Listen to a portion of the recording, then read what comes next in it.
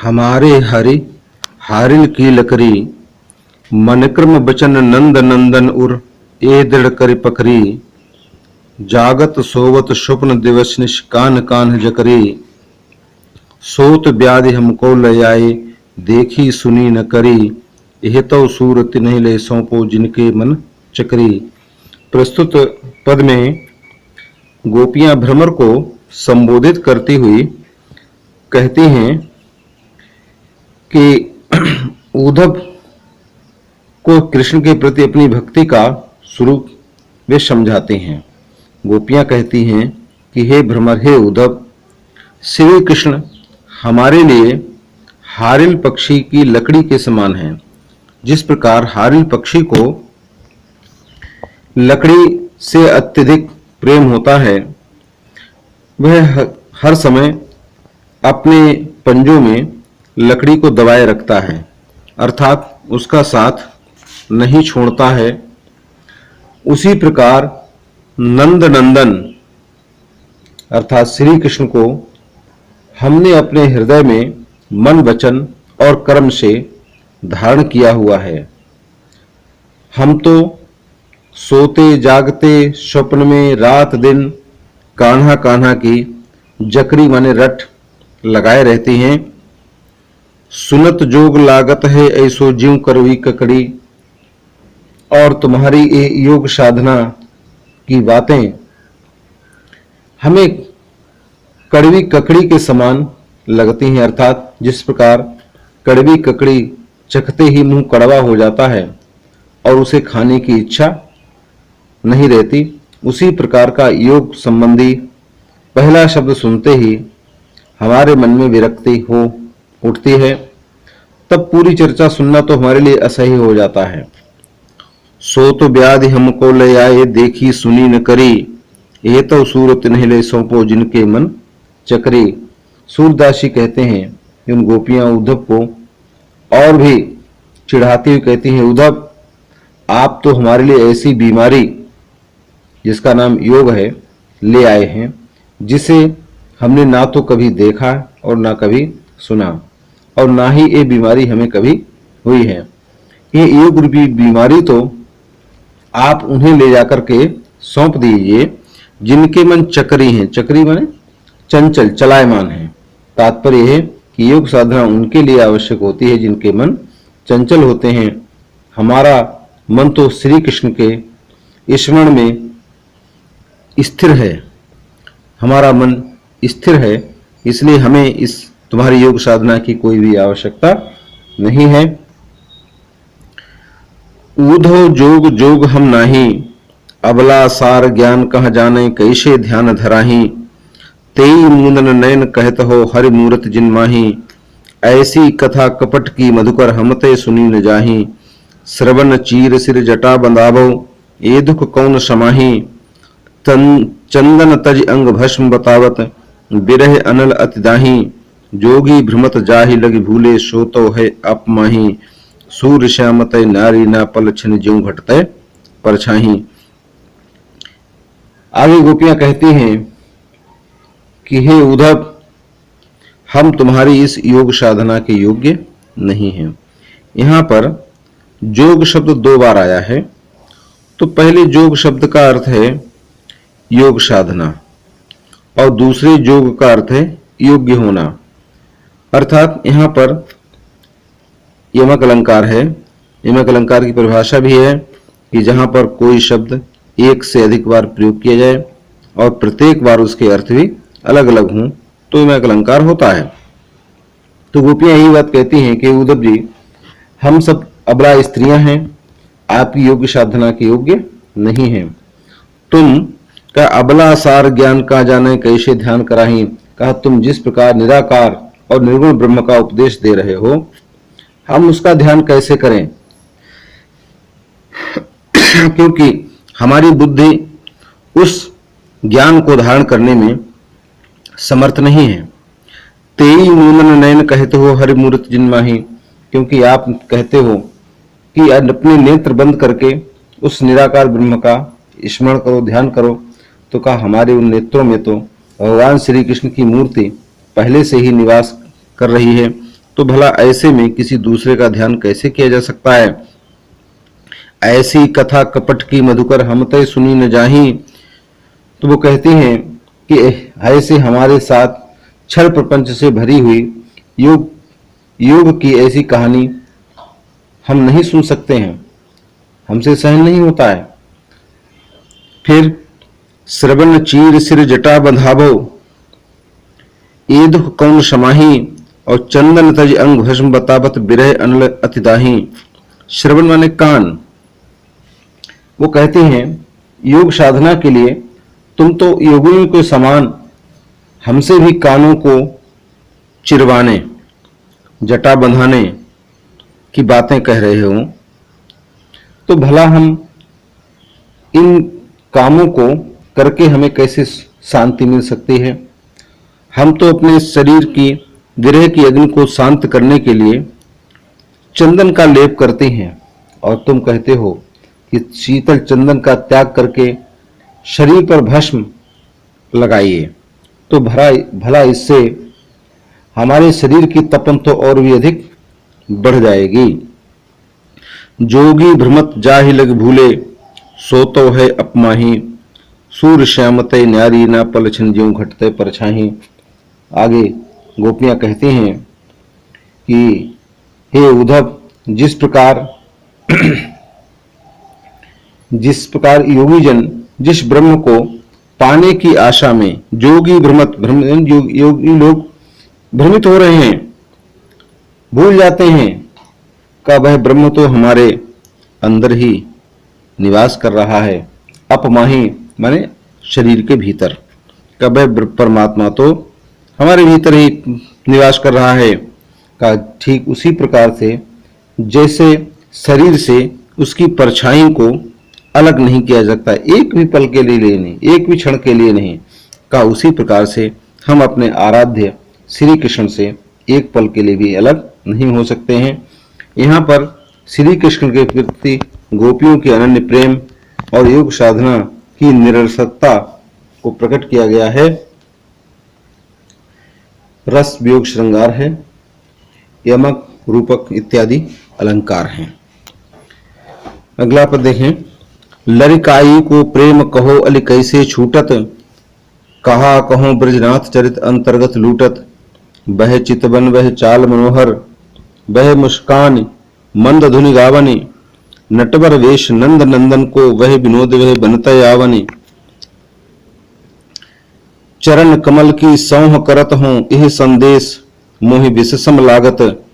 सूरदास पल मोहिन बिसरत, सोबत मोहन मूरत सोबत जागत। गोपियां कहती हैं कि उद्धव जी, श्री कृष्ण से हमारा स्नेह बड़ा पुराना है, वह यूं ही नहीं छूट सकता। लड़काई माने बचपन का। कहा हे सखी, अली माने सखी, हे सखी, हमारा और श्री कृष्ण का प्रेम बचपन का प्रेम है, भला वह कैसे छूट सकता है। उनके चरित्र के बारे में हम सदैव ध्यान करती चल आती हैं। हम तुम्हें उस ब्रजनाथ अर्थात श्री कृष्ण के चरित्र के विषय में कहां तक बताएं और कितना बताएं। उनके साथ बिताया गया एक एक पल अंतरात्मा को परमानंद लुटाने जैसा है। अंतर्गत माने हृदय, कि उनके साथ बिताया गया एक एक पल हमें हमारे हृदय को परम आनंद की प्राप्ति कराता है। वह कहती हैं कि वह चितवन वह चाल मनोहर, श्री कृष्ण की वह तिरछी भौहें, वह तिरछी दृष्टि से देखना, वह मनोमुग्धकारी चाल से चलना, उनका वह मुस्कुराना, और वन से और वह मंद मंद धुनि गावनी, और उनका वह सुंदर ढंग से बांसुरी की बजाने की वे मधुर ध्वनि। फिर कहा कि नटवर वेश नंद नंदन को, नटवर माने श्री कृष्ण का की सुंदर वह वेशभूषा, और वह विनोद माने वह उनकी हंसी मजाक की बातें करते हुए, वनता यावन माने वन से लौटना, ये सब कुछ हमारे हृदय को परमानंद की प्राप्ति कराते हैं। मैं चरण कमल की सौंह करत हूँ, मैं उन्हीं श्री कृष्ण के चरण कमलों की सौंह माने सौगंध खा करके कहती हूँ कि यह संदेश मुझे विशेषम लागत, कि मुझे ये निर्गुण उपासना का संदेश, योग साधना का उपदेश जहर के समान कष्टदायी प्रतीत होता है। सूरदास जी कहते हैं कि मुझे उनकी मनमोहिनी सूरत मूर्ति सोते जागते एक भी पल के लिए भूलती नहीं है, मैं उसको भुला नहीं पाती हूं, और फिर उसको सदैव सदैव के लिए भुला देना तो हमारे लिए असंभव है। अर्थात मैं किसी भी मूल्य पर उनकी इस मनमोहिनी मूर्त को भुला नहीं सकती हूं। इसमें भी गोपियों का कृष्ण के प्रति अनन्य प्रेम व्यक्त किया गया है। अनुप्रास इत्यादि अलंकार हैं, शांत रस है। कहत कथ परदेशी की बात, मंदिर अर्ध अवधि बधि हमसो हरि आहार चली जात। रिपुबरस शशि रिपु बरस, सूर रिपु जुग बर हरि रिपु कीन्हो घात। मघ पंचक लय गयो सांवरो तातय अति अकुलात। नखत वेद ग्रह जोर अर्ध करे, सोई बनत अब खात। सूरदास बस भई ब्रह के कर्मी ये पछतात। ये बड़ा ही इंपॉर्टेंट पद है। सूरदास की यहाँ पर कूट शैली है, अत्यंत कठिन शैली। इसमें स्मरण ये रखना है कि इसमें जो कुछ शब्द कह रहा है उसका अर्थ कहीं दूर जाकर के निकलता है। आप जानते हैं कि जब श्री कृष्ण ब्रज से मथुरा के लिए गए थे तो वह गोपियों से 15 दिन में लौट आने की बात कह करके गए थे, परंतु उनको गए हुए धीरे धीरे 1 महीना बीत गया। प्रतीक्षा की अवधि बीत जाने पर गोपियों के हृदय की जो दशा हुई है उसका चित्रण इस पद में किया गया है।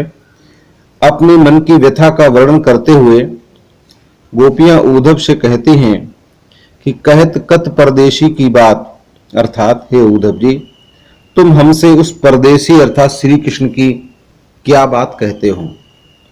मंदिर अर्ध अवधि बधि हमसो, मंदिर माने महीना, अर्ध माने आधा और अवधि माने समय, कि महीने का आधे अर्थात 15 दिन की समय सीमा वह हमसे तय करके गए थे कि मैं 15 दिन में लौट आऊंगा, किंतु हरि आहार चली जात।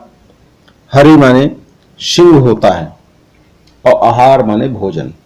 अब तो सिंह का भोजन अर्थात मास अर्थात महीना बीता जा रहा है। अब तो पूरा का पूरा महीना ही बीता जा रहा है। उनके वियोग में हमारे लिए शशि रिपु, शशि माने चंद्रमा का, रिपु माने शत्रु, हमें 1 वर्ष के समान अर्थात चंद्रमा का शत्रु दिन होता है, वह हमें दिन जो है 1 वर्ष के समान। और सूर्य रिपु, सूर्य का रिपु माने शत्रु अर्थात रात्रि, हमें 1 युग के समान प्रतीत होती है। अर्थात दिन और वर्ष के समान लंबे और रातें युगों के समान हमें लंबी प्रतीत होती हैं। अब तो इन्हें व्यतीत करना भी कठिन हो रहा है। ऊपर से हर रिपु कीन्हो घात, हर माने भगवान शंकर का रिपु कौन, कामदेव का। अब तो कामदेव भी हमारे ऊपर घात लगाए हुए बैठा है, अर्थात अब हम सभी काम से पीड़ित हो रही हैं। मघ पंचक लय गयो सांवरे, ताते अति अकुलात। मघ पंचक एक नक्षत्र होता, 27 नक्षत्रों में से एक नक्षत्र होता है मघा। तो इसी के लिए कहा गया कि मघा नक्षत्र से पंचक माने 5वां नक्षत्र होता है चित्रा। चित्रा अर्थात चित्त, चित्त अर्थात मन। तो कहा कि मघ पंचक लय गयो सांवरो, कि हमारा मघ नक्षत्र से पांचवा नक्षत्र होता है चित्रा। चित्रा अर्थात चित्त, चित्त अर्थात मन जो है वो श्री कृष्ण अपने साथ ले गए हैं।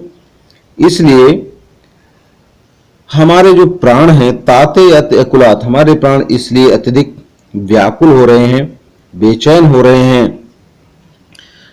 आगे गोपियां कहते हैं कि नखत बेद ग्रह जोरी अर्ध कर सोई बनत अवखात, कि श्री कृष्ण के वियोग में अब हमारी दशा केवल वैसी हो गई है कि अब हमें अपने प्राण त्यागने ही पड़ेंगे। तो कहती नखत 27 नक्षत्र, वेद 4, ग्रह 9, इन सभी का योग करें तो होता है 40।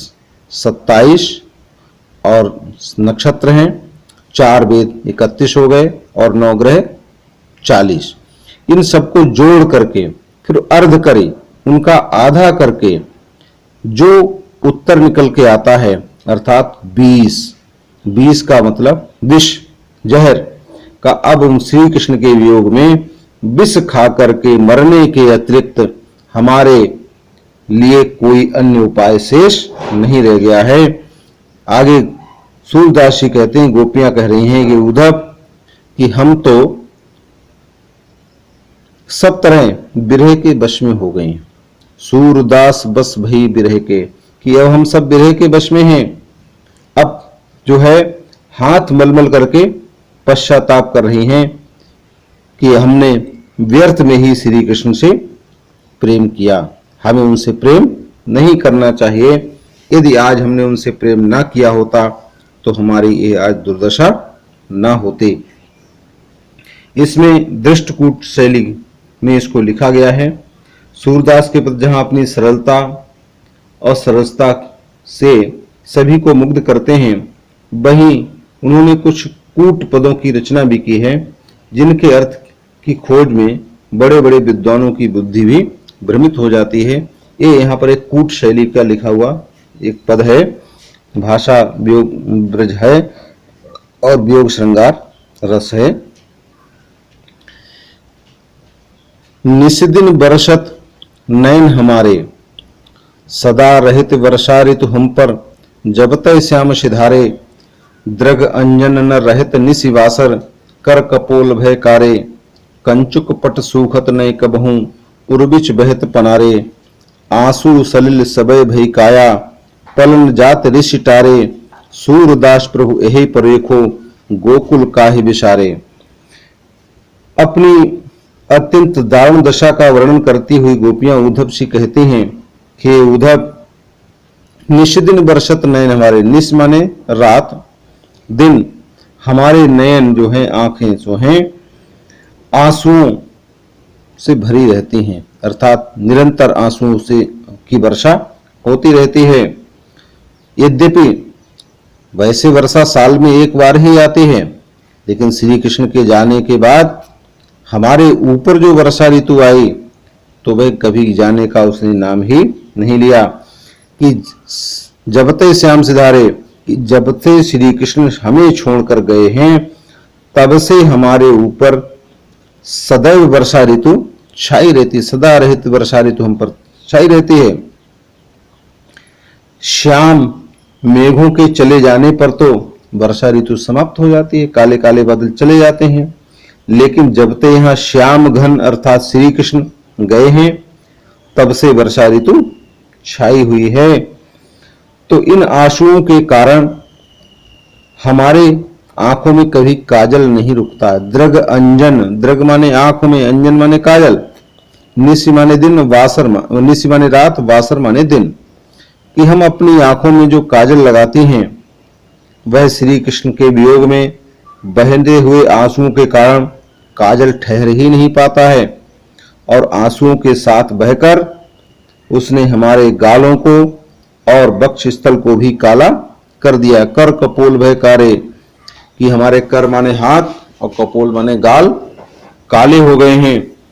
कंचुक पट सूखत नहीं कबहू, हमारे जो कंचुक माने चोली है जिसको ब्लाउज कहते हैं, उसका पट माने कपड़ा आंसुओं के बहने के कारण कभी सूख ही नहीं पाता, क्योंकि हमारे हृदय पर हमेशा आंसुओं के उर्विच बहत पनारे, उर माने हृदय, कि हमारे हृदय पर सदैव, हमारे वक्ष स्थल पर सदैव आंसुओं की पनारे बहते रहते। पनारा अर्थात धाराएं, नाली जैसी बहती रहती हैं। आंसू सलिल सबे भी काया, और उन आंसुओं को देख करके ऐसा प्रतीत होता है कि मानो हमारा संपूर्ण शरीर ही, काया माने शरीर, आंसुओं से में परिवर्तित हो गया हो। आंसू सलिल सबे भी काया, कि मानो संपूर्ण शरीर ही आंसुओं में परिवर्तित हो गया हो। अब पलन जात ऋषिटारे, कामदेव का क्रोध भी एक पल के लिए, ऋष माने क्रोध, कि कामदेव का क्रोध भी एक पल के लिए भी शांत नहीं होता है। सूरदास प्रभु यही परेखो गोकुल का है विचारे। सूरदास जी कहते हैं, गोपियां कह रही हैं कि हे उद्धव, हमें तो इस बात का ही दुख है कि श्री कृष्ण ने गोकुल और गोकुल निवासियों को क्यों विसार दिया है। परेखो माने देखो, कि हे उद्धव जी देखो, उन श्री कृष्ण ने हम गोकुल और गोकुल निवासियों को काहे माने क्यों विसारे माने भुला दिया है। इसका क्या कारण हो सकता है? शायद हो सकता है हमारी ही कोई भूल रही हो। इसमें भी गोपियों की विरह व्यथा को व्यक्त किया गया है। वियोग श्रृंगार इसमें रस है। ऊधो भली भई ब्रज आए, विधि कुलाल कीन्हे कांचे घट, ते तुम आनि पकाए, रंग दीनो हो कान सांवरे, अंग अंग चित्र बनाए, पाते गरे ना नैन नेहते, अवधि अटा पर छाए, ब्रज कर आवाज जोग ईंधन कर, सुरत आन सुलगाए, फूंक उसास बिरह प्रजनन संग, ध्यान दरस सियराए, भरे सपूरन सकल प्रेम जल छुवन न काहू पाए, राज काजते गए सूर प्रभु नंदन कर लाए। इसमें गोपियां जो श्री कृष्ण का संदेश लेकर के जो उद्धव ब्रज में आए हैं, किंतु उद्धव का कोई भी कथन गोपियों को स्वीकार नहीं है। वे उन पर व्यंग करती हुई कहती हैं, हे उद्धव जी, आपने ब्रज में आकर अच्छा ही किया। उद्धव भली भई ब्रज आए, ये आपने, हे उद्धव जी, ब्रज में पधारे हैं, ये आपने बड़ा अच्छा किया। क्यों? विधि कुलाल कीने कांचे घट। विधि माने ब्रह्मा और कुलाल माने होता कुम्हार, कि ब्रह्मा रूपी कुम्हार ने हमारे जिन शरीर रूपी घड़ों को कच्चा बनाया, यानी कच्चे, इन शरीर रूपी कच्चे घड़ों का निर्माण किया था, जिन घड़ों का, जिसके कारण घड़े कच्चे हैं और इनका टूटने का अथवा पानी इत्यादि से गल जाने का भय था। तुमने उन ते तुम आनी पकाए का, तुमने आकर के उनको पका दिया। फिर जैसे कुम्हार घड़ा बनाता है, बनाने के उनको पकाता है, पकाने के उनको तरह तरह के रंग से रंगता है, फिर तरह तरह के उन पर चित्र बनाता है। तो कहा इसी तरह से कि शरीर रूपी इन घड़ों को श्री कृष्ण के विविध रंगों से आकर के तुमने रंग दिया। रंग दीनो हो कान सांवरे, श्री कृष्ण के विविध रंगों से आपने उनको रंग दिया, और अंग अंग चित्र बनाए, और इनके अंग अंग पर विभिन्न प्रकार के तुमने चित्रकारी के द्वारा सुंदर चित्रों का निर्माण किया है। श्री कृष्ण के मथुरा चले जाने पर ये शरीर रूपी घड़े अब हमारे आंसुओं की वर्षा के जल से गल नहीं पाएंगे। सदैव हमारी आंखों से आंसू बहते रहते, इनके गल जाने का भय था, लेकिन तुमने पका दिया। अब हम निश्चिंत हो गए कि पाते गरे ना नैन नेहते, ये वह हमारे आंसुओं से निकलने वाले प्रेम के आंसुओं से अब ये घड़े गल नहीं पाएंगे, क्योंकि अवधि अटा पर छाए, क्योंकि इन पर अवधि रूपी अटारी छाई हुई है। आपने आकर के संपूर्ण ब्रज को, कि ब्रज कर अवा जोग ईंधन कर सुरति आन सुलगाए, कि आपने संपूर्ण ब्रज को अवा बनाया। अवा कहते हैं वह स्थान जिसमें गड्ढा खोद करके कुम्हार उनमें बर्तन भर देता है, ईंधन लगा देता है, पकाता है, उसको अवा कहा जाता है। तो आपने संपूर्ण ब्रज को ही अवा बना दिया और उस पर तुमने योग की चर्चा रूपी ईंधन रखा, योग ईंधन करे कि अपनी योग साधना का उसमें ईंधन डाला और श्री कृष्ण की स्मृति रूपी आग को सुलगा दिया। सुरति आन सुलगाए, श्री कृष्ण की जो स्मृति है, सुरति माने स्मृति रूपी आग को तुमने सुलगा दिया।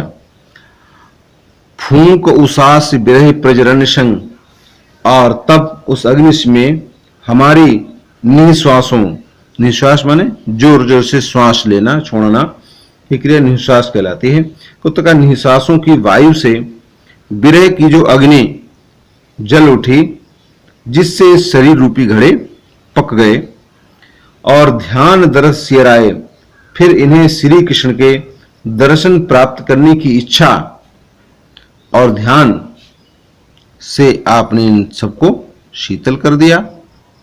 भरे सपूरन सकल प्रेम जल छुबन काहू पाए, अर्थात श्री कृष्ण की चर्चा करने से हम अपने ध्यान से उनके दर्शनों का सुख हमें जो प्राप्त हुआ है, उससे हमारे हृदय को, मन को बड़ी ही शांति प्राप्त हुई, शीतलता प्राप्त हुई है कि श्री कृष्ण के दर्शन का जो हमें सुख प्राप्त हुआ है,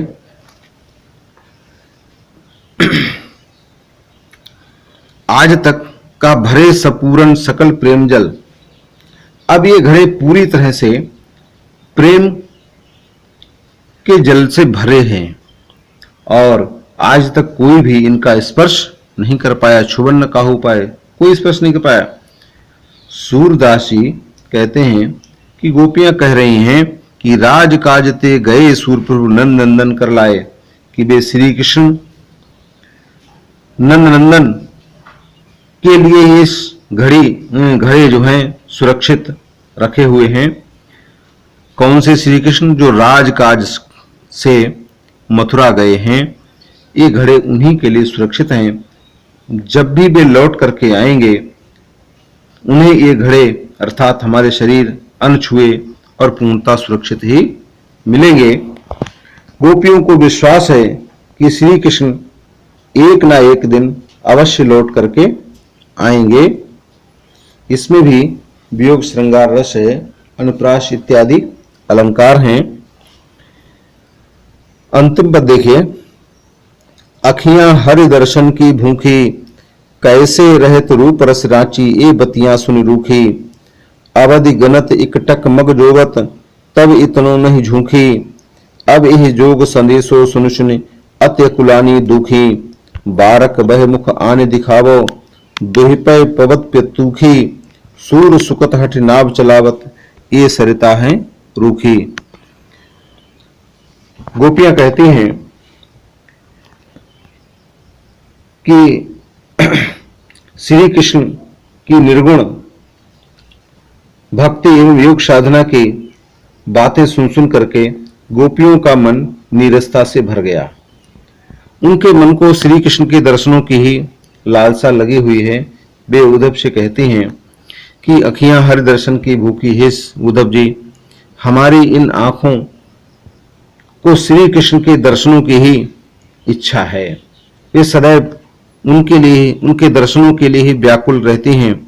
कैसे रहत रूप रस रांची, जिन आंखों ने श्री कृष्ण के रूप और सौंदर्य का दर्शन किया है, उनकी सुंदरता के प्रेम में ये पगी हुई हैं, तो भला तुम्हारी ये योग साधनाएं की नीरस बातें इनको अच्छी कैसे लगें। रूखी माने नीरसता से भरी हुई। अवधि गनत इकटक मग जोबत, तब इतनी नहीं झूठी।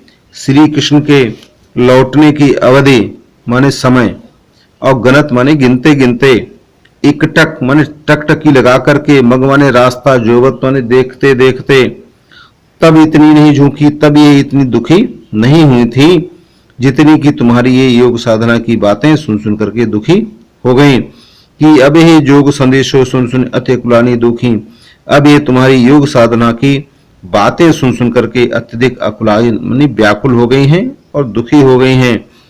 अंत में गोपियां कहती हैं, उद्धव जी कि बारक बह मुख आन दिखावो पै दुहिपै पवत पतुखी। ये आपसे मेरी एक प्रार्थना है कि हमें श्री कृष्ण के उस मुख के एक बार दर्शन करा दो जिस मुख से वह पतुखी माने पत्तों से बने हुए दोने में पय माने दूध दूह करके पिबत माने पिया करते थे। का ऐसा वह श्री कृष्ण का मुख मुझे एक बार दिखला दीजिए। तो अंत में उन्होंने कहा कि हे उद्धव जी, आपका यह ज्ञान उपदेश देना, योग साधना का उपदेश हमें देना का ठीक उसी प्रकार का असंभव कार्य है का जैसे कोई व्यक्ति सूखी नदी की बालू में, सरिता माने नदी और सूखी, यदि ऐसी नदी जो सूखी हुई हो, जिसकी रेत सूखी हुई हो, और कोई व्यक्ति हट करता है कि मैं इसमें नाव चलाऊंगा, तो असंभव है, चल ही नहीं सकते, क्योंकि नाव चलाने के लिए नदी में पानी का होना अत्यंत आवश्यक है। तो कहा उसी प्रकार से हमारे कृष्ण में, कृष्ण प्रेम में अनुरक्त हृदय में तुम्हारा एक ज्ञान योग संबंधी उपदेश का प्रभाव पड़ना भी असंभव है। इसलिए हे उद्धव जी, आप हमारे ऊपर अपने योग साधना के उपदेश देने का प्रयास न करें, क्योंकि तुम्हारा ये प्रयास वैसे ही असफल हो जाएगा जिस प्रकार से कोई व्यक्ति सूखी नदी में नाव चलाने